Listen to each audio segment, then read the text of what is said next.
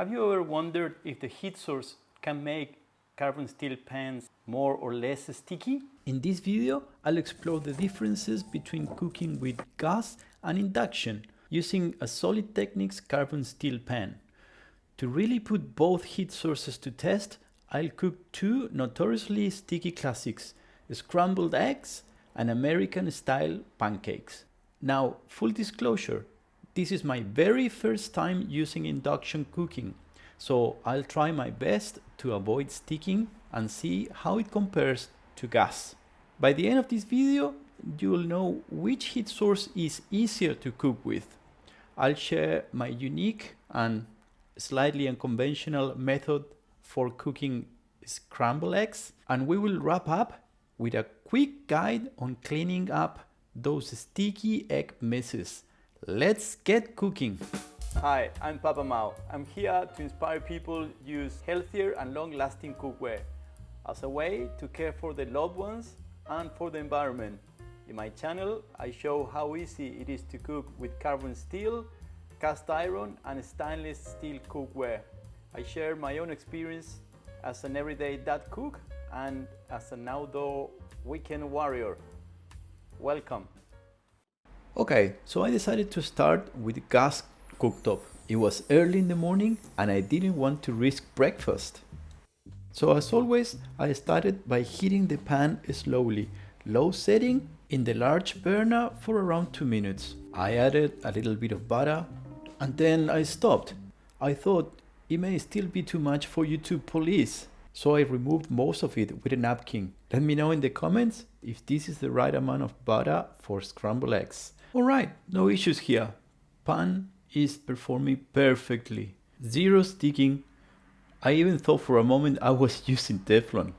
Okay, so far so good. Let's move on into next challenge. American style pancakes. Here we go again. I preheated the pan slowly, added a little bit of butter. For pancakes, I like the pan a little less hot than for scrambled eggs.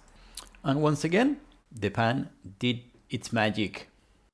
Now that I had a full belly, I was ready to mess stuff up with the new toy. I connected the thing and started messing around with the buttons, as you do. Every button I pressed, it would go straight to full boost, like 10 out of 10. That was definitely not what I wanted because I'm aware that I could rub my pan doing that. So I ended up reading the instructions. Go figure.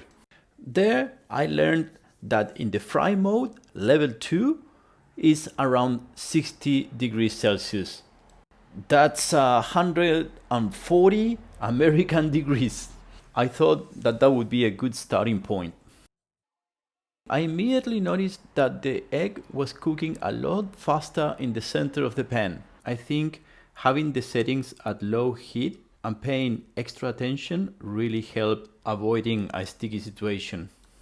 Okay, challenge 1 completed. Let's go with the pancake. And this experience was very similar to the one before. I managed to flip that pancake without any issues. Like the pan was 100% non-stick. But you can definitely tell that the pancake wasn't cooked evenly and it had a very clear heat spot. This was getting very interesting, so I decided to conduct a little experiment to compare gas versus induction in terms of heat control. So I added half a liter of cold water and turned the gas on at the lowest setting. It took around 12 minutes to get to 84 degrees Celsius. That's like 180 degrees Fahrenheit.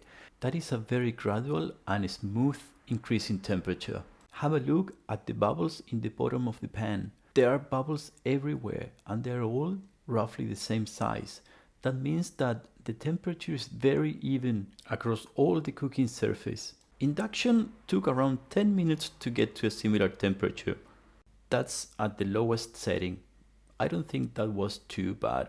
But what shocked me was to see the pulsating heat coming from the coils. You can clearly see how the pan gets those bursts of heat in the center.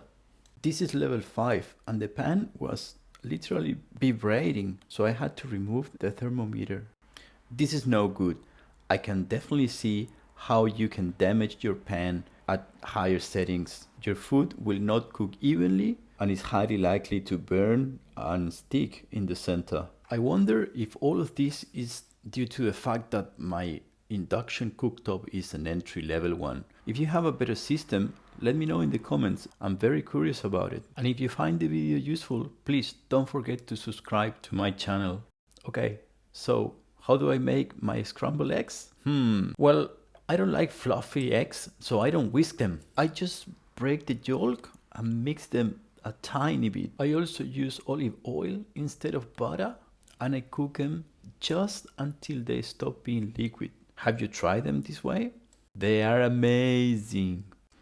Okay, now you're probably wondering what happened with that messy egg. Well, I need to confess I did it on purpose, so I can show you how to clean up your pan in case of accidents. First, scrape as much as you can and hide all the evidence. Second, add boiling water until all the sticky bits are fully submerged. Leave it there for 20 minutes. Now, if the mess is monumental, leave it for an hour. Third, in most cases, with hot water and a brush, you should be ready to go. Now, this is a particular sticky case because I didn't put any oil in the pan, so I'm scraping a little bit more. 4, a little bit of soap and a chain mail will remove any remaining carbonized food that are still stuck in the pan. That's my own brand of soap. It's very gentle and it will protect the seasoning. In case you're interested, you should be able to find all these products soon in my channel shop. Now let me show you how, after all this washing, the pan is still well seasoned and completely non-stick. Now, back to my new toy. I managed to cook those scrambled eggs and the pancakes without sticking.